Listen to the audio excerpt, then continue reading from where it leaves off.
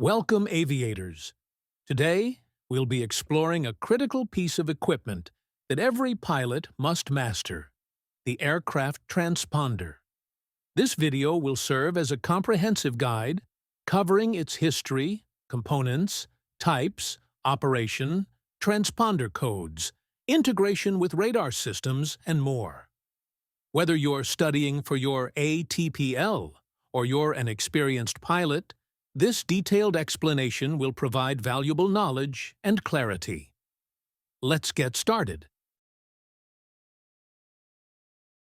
The history of aircraft transponders is rooted in military innovation during World War II, when the need for rapid and accurate identification of aircraft became a matter of life and death. Let's dive deeper into how this technology came to be and how it evolved. It all began in the late 1930s and early 1940s with the development of the first identification friend or foe IFF systems. These systems were pioneered by the British, who were responding to the growing threat of German air raids during the Battle of Britain. The research was conducted at the Telecommunications Research Establishment in England. Scientists such as Robert Watson-Watt, often called the father of radar, and his team were instrumental in creating the first practical radar and IFF systems. The earliest IFF systems were known as Parrot systems and relied on aircraft carrying a transmitter that would send back a coded response when interrogated by ground radar. This allowed radar operators to distinguish friendly aircraft from enemy planes. The first operational IFF system, called IFF Mark I, was introduced in 1939. However, it was relatively simple and had its limitations. By 1942, the IFF Mark III was introduced, which became the first widely adopted system. This version was much more sophisticated, featuring encrypted signals to prevent enemy forces from spoofing identification. Mark III set the stage for the basic principles of modern transponders: receiving an interrogation, processing the signal, and sending back a coded response.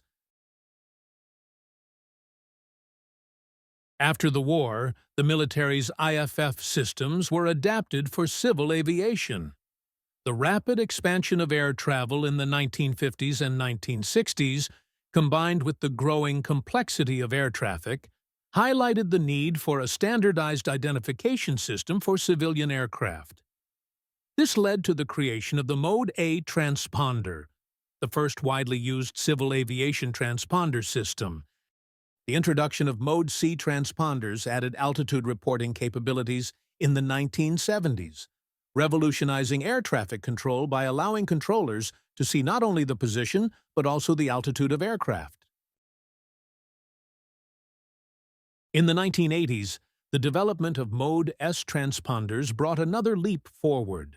Mode S, or selective, introduced the ability for individual aircraft to have a unique ICAO address, allowing for more precise identification. This technology also laid the foundation for systems like the Traffic Collision Avoidance System, TCAS, and Automatic Dependent Surveillance Broadcast, ADSB. It's worth noting that significant contributions also came from the United States. The U.S. Air Force and companies like RCA and General Electric worked on advanced radar systems and transponder technologies in parallel to the British efforts. In fact, much of the funding and innovation for modern civil transponder systems came from advancements in military avionics during the Cold War. Today, transponders have become an indispensable tool in both military and civilian aviation, evolving from simple identification devices to highly advanced systems capable of supporting global air traffic management. They are now an integral part of secondary surveillance radar systems and continue to evolve with emerging technologies like ADSB. So, once we know the history of the transponder, let's understand what is a transponder. The word transponder is a combination of two terms, transmitter and responder. This name reflects its dual role. It's a device that listens for signals from a ground station or another aircraft, then automatically transmits a response. In simple terms, a transponder allows air traffic controllers to identify and track aircraft in real time. It communicates critical information, such as the aircraft's unique identifier, Squawk code, its altitude, and sometimes even additional data like its heading, speed, and intent, depending on the system used. This helps maintain safety and separation between aircraft, especially in busy airspace. When an aircraft is flying in controlled airspace, it is surrounded by a web of radio signals from radar stations on the ground. These radar stations use secondary surveillance, radar SSR, which is different from primary radar. Unlike primary radar, which simply detects objects based on reflected signals, SSR actively interrogates aircraft equipped with transponders. And here's how it works. First, the interrogation signal. The ground-based SSR sends an interrogation signal on a specific frequency, usually 1030 MHz. This signal contains a query, such as, "What is your code?" or "What is your altitude?" Second, the reception and processing. The aircraft's transponder receives this signal via its antenna and processes the request. And third, the response signal. The transponder then transmits a coded response on a different frequency, 1090 MHz, back to the radar station. This response includes data such as the Squawk code, altitude, or even the aircraft's unique ICAO address, depending on the mode of operation.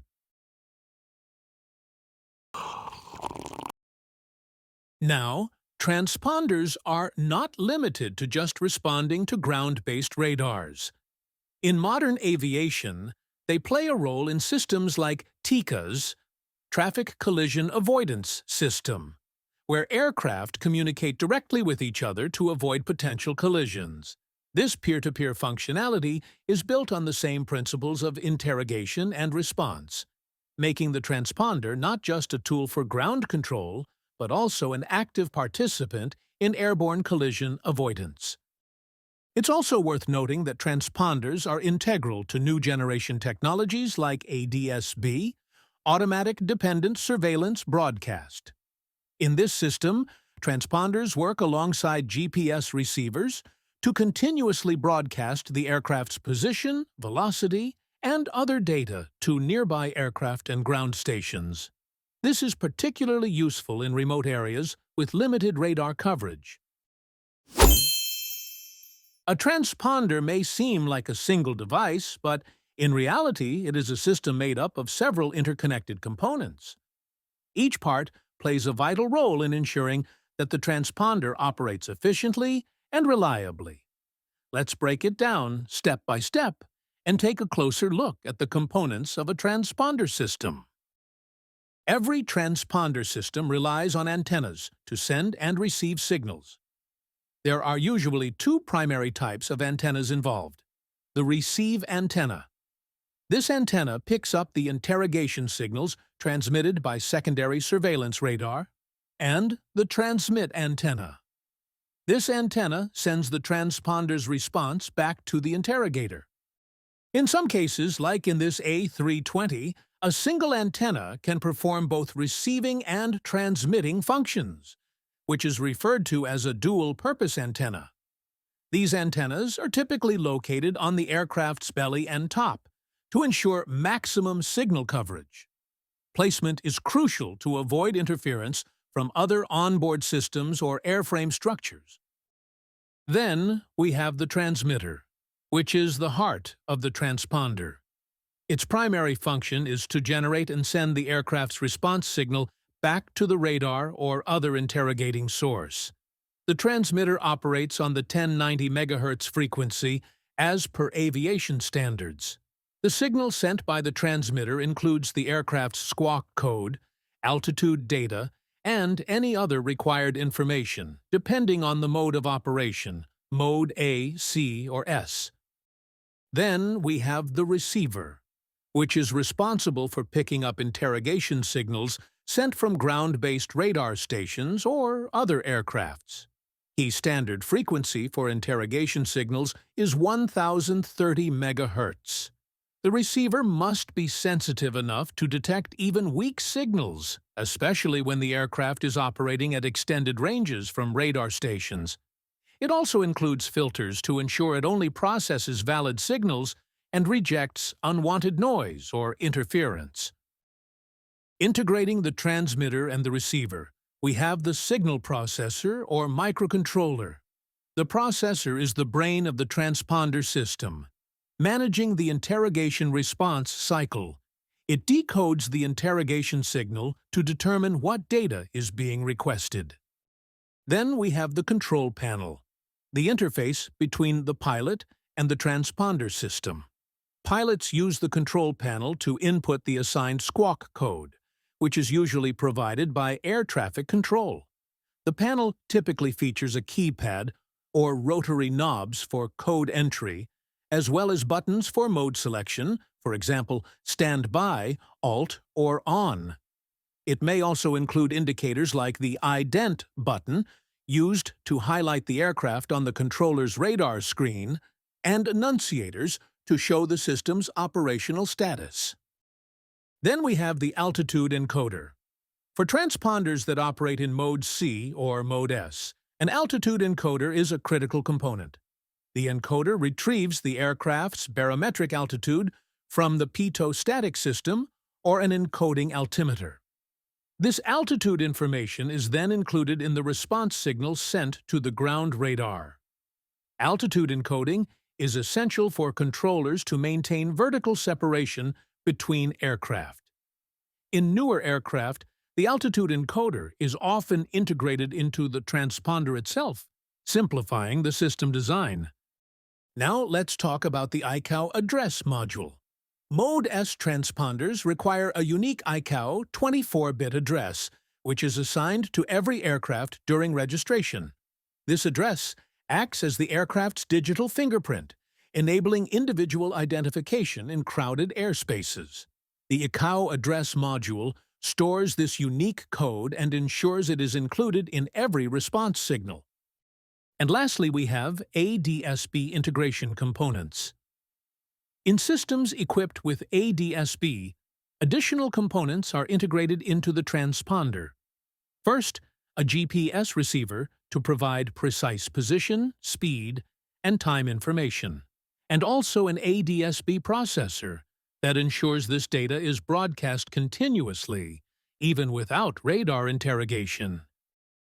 To summarize, the transponder system is made up of several critical components, each with its own specific function.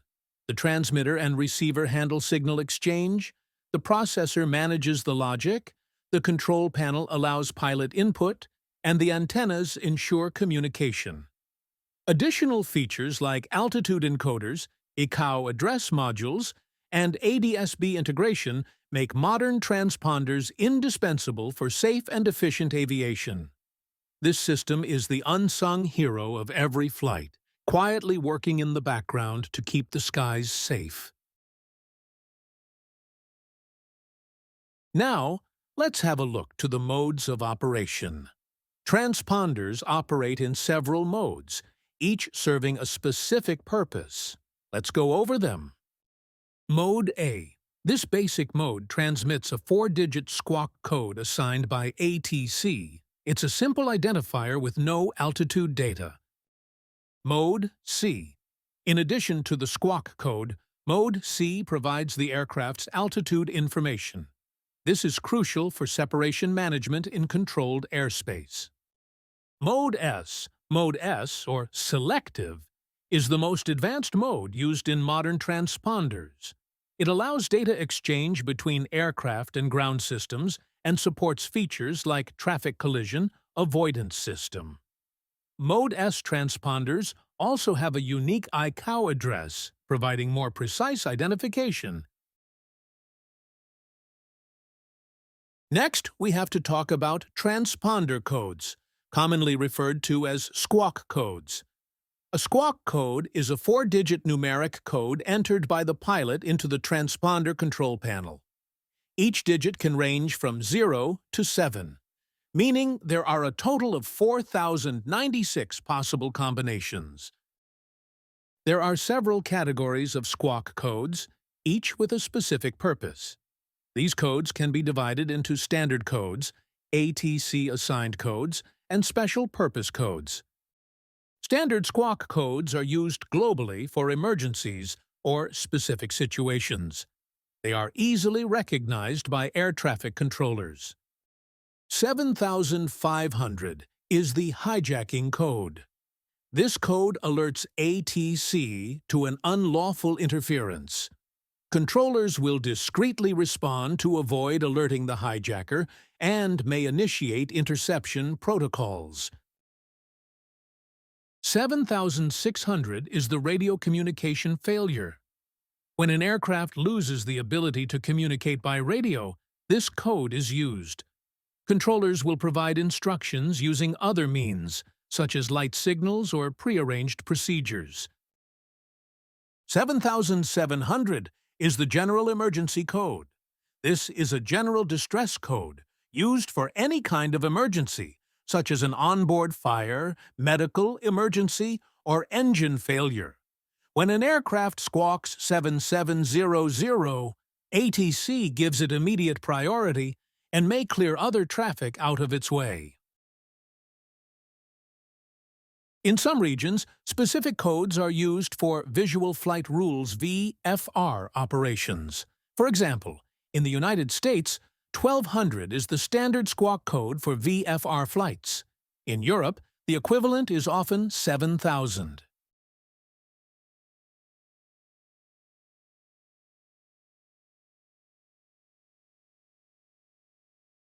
We've covered a lot of ground in this video, diving deep into the fascinating world of aircraft transponders. Aircraft transponders are truly the unsung heroes of aviation. They work silently and tirelessly, helping to keep our skies safe and our air traffic systems efficient. Whether you're an ATPL student looking to understand the fundamentals or an experienced pilot brushing up on the details, I hope this video has given you a comprehensive and deeper understanding of this essential system. Thank you for watching, and as always, feel free to leave your thoughts or questions in the comments below. Don't forget to like, subscribe, and share this video with others in the aviation community. Until next time, fly safe and keep learning.